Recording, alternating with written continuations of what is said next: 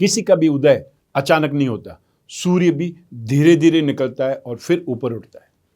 जिसमें धैर्य और तपस्या होती है वही संसार को प्रकाशित करता है। जिसने संसार को बदलने की कोशिश की वो हार गया, और जिसने खुद को बदल दिया वो जीत गया।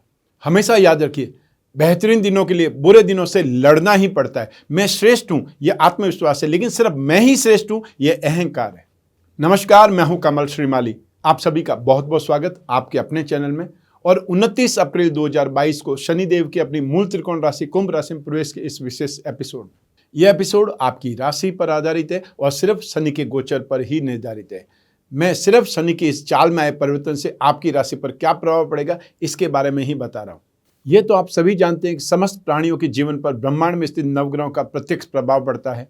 यह प्रभाव प्रतिकूल भी हो सकता है और अनुकूल भी हो सकता है, अर्थात पॉजिटिव भी हो सकता है, नेगेटिव भी हो सकता है। ग्रहों में बहुत ज्यादा शुभ फल और बहुत ज्यादा अशुभ फल देने के लिए शनि को जाना जाता है। शनि ही एकमात्र ऐसा ग्रह है जो किसी भी व्यक्ति को सड़क पर से उठा करके महलों में पहुंचा देता है और किसी को भी महलों से उठा करके सड़क पर पटक देता है।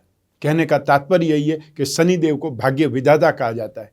इसी कारण जब वे किसी जातक पर अपनी शुभ दृष्टि डालते हैं तो उसका भाग्य संवार देते हैं, उसके दुर्भाग्य को भी सौभाग्य में बदल देते हैं। परंतु शनिदेव की जब अशुभ दृष्टि पड़ती है ना, तो राजा जैसा जीवन जीने वाले व्यक्ति को भी फकीरों जैसी जिंदगी गुजारनी पड़ती है। जेल में यात्रा करनी पड़ती है या देश से भाग करके विदेशों में जाना पड़ता है और वहां पर भी मारे मारे घूमते हैं। जीवन में हम सभी को कम से कम एक बार तो शनि की कुदृष्टि का सामना करना ही पड़ता है। ऐसे में व्यक्ति का सब कुछ लुट सा जाता है। वह समझ ही नहीं पाता कि उसके जीवन में अचानक इतने उलटफेर कैसे हो सकते हैं। उसे निरंतर अनसक्सेस का मुंह देखना पड़ता है, जगह जगह अपमान के घूंट पीने पड़ते हैं और उसका जगह जगह तिरस्कार होता है। इसलिए शनि की प्रलयंकारी भयंकर दृष्टि से, भयानक दृष्टि से सभी मनुष्य तो क्या देवता तक भी घबराते हैं। आइए अति भयंकर महाप्रलयंकारी विनाश के प्रतीक शनिदेव की आपकी राशि पर क्या स्थिति रहेगी यही समझने का प्रयास करते हैं। 29 अप्रैल 2022 की प्रातः से ही शनि कुंभ राशि में प्रवेश कर जाएंगे। आपकी राशि से दशम भाव और एकादश भाव, दो भावों के स्वामी शनिदेव है और गोचर वसात लाभ भाव में 11th हाउस में प्रवेश करेंगे और विशेष फायदेमंद रहेगा। सूर्य, मंगल, राहु और शनि राशि से 3rd, 6th और 11th में जब जब भी आते हैं गोचरवश बहुत ज्यादा शुभ माने जाते हैं। मेष राशि का स्वामी मंगल है। राशि से 3रा, 6ठा और 11वां शनि विशेष शुभ फलदायक माना जाता है। ये मैंने अभी आपको बतलाया है। तो इस समय आप जो भी योजनाएं बनाएंगे, प्लानिंग बनाएंगे, वे सफल होंगी। अच्छा फायदा, अच्छा लाभ भी मिलेगा। माता पिता, भूमि, भवन, जमीन, जायदाद, वाहन, इन सब का सुख भी आपको भरपूर मिलेगा। और यदि आप अविवाहित हैं तो अपनी पसंद का जीवन साथी पा सकते हैं, आपको मिलेगा। काम का बोझ, काम की व्यस्तता बहुत ज़्यादा बढ़ जाएगी, अर्थात दिन रात हर समय आप बिजी रहेंगे। लेकिन शारीरिक रूप से आप कमज़ोर हो सकते हैं। स्वास्थ्य के प्रति सावधानी रखना बहुत ज़्यादा आवश्यक है, स्पेशली हड्डियों से संबंधित बीमारियों के प्रति। एक साथ कई प्रोजेक्ट में आप पैसा कमाने का प्रयास करेंगे या उसमें इन्वॉल्व हो जाएंगे और सफल होंगे। दूसरों की सहानुभूति, सहयोग और उनका गाइडलाइन, उनका परामर्श आपको प्राप्त होगा। और यदि आप साहसिक कार्य करने वाले, जोखिम का कार्य करने वाले, डेयरिंग का कार्य करने वाले सेक्टर में है, क्षेत्र में, तो कोई न कोई पुरस्कार आपकी राह भी देख रहा है। आइए अब बात करें शनि की दृष्टियों की, क्योंकि शनि को दो विशेष दृष्टियां प्राप्त है, राशि से 3rd हाउस में और राशि से 10th हाउस में। अपने से 7th हाउस में हर ग्रह देखता ही है, ये आपको मैं कई बार बतला चुका हूं। तो मैं शनि की हर दृष्टि का अलग अलग प्रभाव आपको बतला रहा हूं। कोई जरूरी नहीं है कि शनि राशि से गोचर भाव में बहुत अच्छे स्थान पर आया, उसकी दृष्टियां भी आपको शुभ फल दे, ये आवश्यक नहीं है, ये जरूरी भी नहीं है। तो शनि की जिस जिस भाव पर दृष्टियां पड़ेगी वहां से क्या अच्छा और क्या बुरा फल आपको मिलेगा, यही टोटल राशिफल कहलाएगा। तो आइए सबसे पहले बात करें शनि की तीसरी दृष्टि की, जो कि आपके राशि भाव पर पड़ रही है।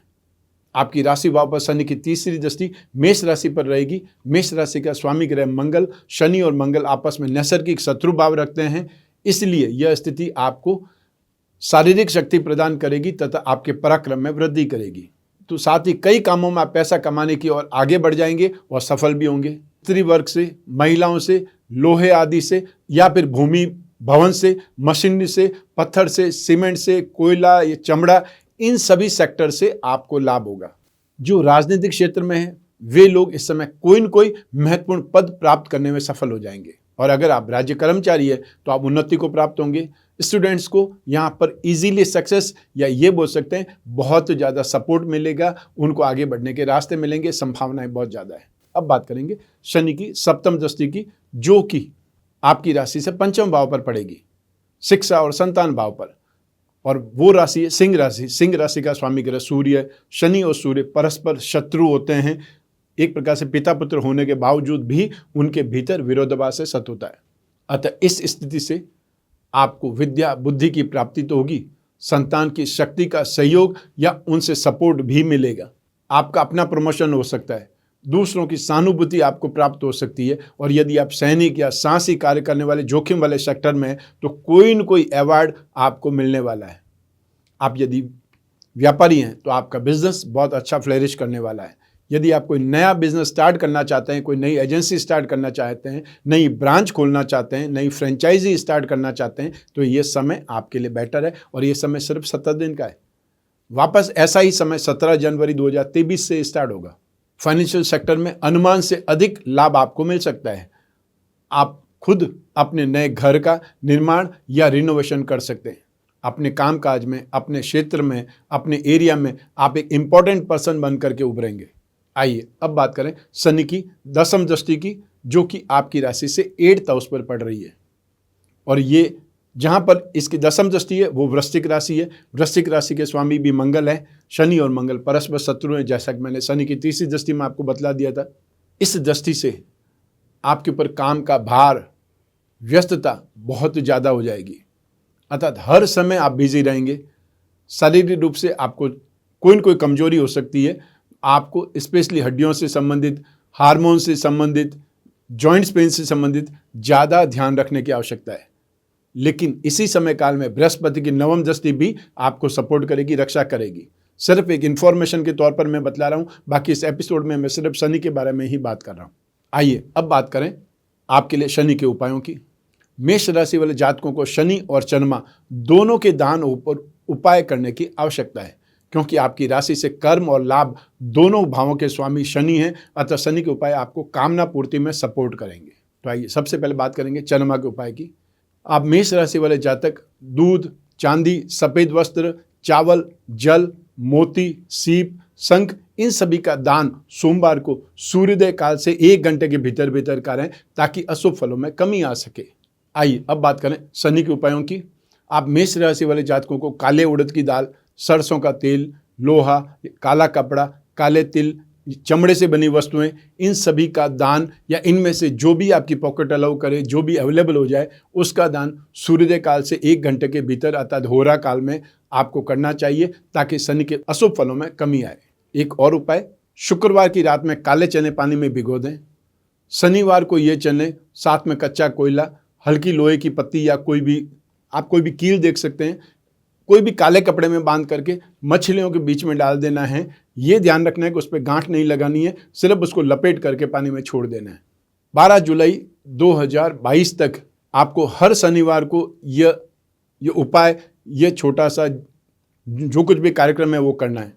इसके फलस्वरूप शनि जनित जो भी कोप होंगे या जो नेगेटिविटी होगी, प्रतिकूलता होगी, वो भी शांत हो जाएगी। और जो लोग मछली खाते हैं उन्हें इस समय काल में मछलियां नहीं खानी है, अर्थात आपको इससे दूर रहना है। आपकी राशि मेष है, लेकिन आपकी जन्म कुंडली कोई दूसरी हो सकती है, जन्म कुंडली में लग्न कोई और हो सकता है। तो ऐसी स्थिति में आप अपनी जन्म कुंडली का विश्लेषण करा करके नीलम रत्न या उसका उपरत्न नीली धारण कर सकते हैं। शनि यंत्र की अंगूठी साथ में या फिर शनि यंत्र के साथ नीलम या उपरत्न नीली जड़वा करके लॉकेट के रूप में भी धारण कर सकते हैं। लेकिन अपने आप की सबसे पहले कुंडली विश्लेषण कराना है कि आप नीलम धारण कर सकते हैं या नहीं कर सकते हैं। शनि पिरामिड या नवग्रह पिरामिड अपने शयन कक्ष में जहाँ आप सोते हैं वहाँ उसके आसपास रखना है, जिससे कोई भी ग्रह की नेगेटिविटी आपको परेशान नहीं करेगी, स्पेशली शनि की। और या नवग्रह पिरामिड होगा तो हर नवग्रह से संबंधित जो भी नेगेटिव होंगे वो आपकी बॉडी, माइंड एंड सोल पर इफेक्ट नहीं डाल पाएंगे। श्री दशरथ रचित शनि स्तोत्र का पाठ तो सर्वश्रेष्ठ है ही। यदि वो नहीं कर पाएं तो नित्य शनि चालीसा या शनि मंत्र का जाप कर सकते हैं। शनि के एकाक्षरी बीज मंत्र का जाप ओम सम शनिश्चराय नमः वो करें, या फिर शनि के तांत्रिक मंत्र का जाप ओम प्राम प्रीम प्रौम सह शनये नमः इसका जाप करें। जो लोग माँ गायत्री के उपासक हैं वो शनि के गायत्री मंत्र का जाप कर सकते हैं। ओम भग भवाय विद्महे मृत्यु पुरुषाय धीमहि तन्नो शनि प्रचोदयात्। शनि दोष निवारण कवच या नवग्रह दोष निवारण कवच बना करके भी धारण कर सकते हैं। शनि दोष निवारण में नित्य शिवलिंग पर जल चढ़ाना, महामृत्युंजय मंत्र का जाप करना भी बहुत ज़्यादा शुभ रहता है।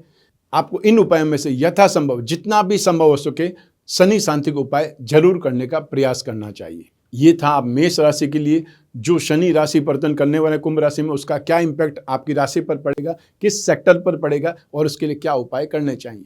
आप चाहें तो अपनी जन्म कुंडली विश्लेषण से भी यह राशिफल जान सकते हैं, क्योंकि आपकी जन्म कुंडली आपकी अपनी है, उसमें कौन सी दशा चल रही है और साथ ही साथ आपके ग्रह क्या कहानी कहते हैं, वो ग्रह कितने प्रतिकूल हैं या शनि उसमें कितने इन्वॉल्व हैं, शनि के ऊपर कौन कौन से ग्रहों की दृष्टि है या शनि किस भाव में कितनी डिग्री पर स्थित है, इन सभी का इम्पैक्ट भी शनि के इस राशिफल प्रभाव पर होगा या प्रभाव डालेगा।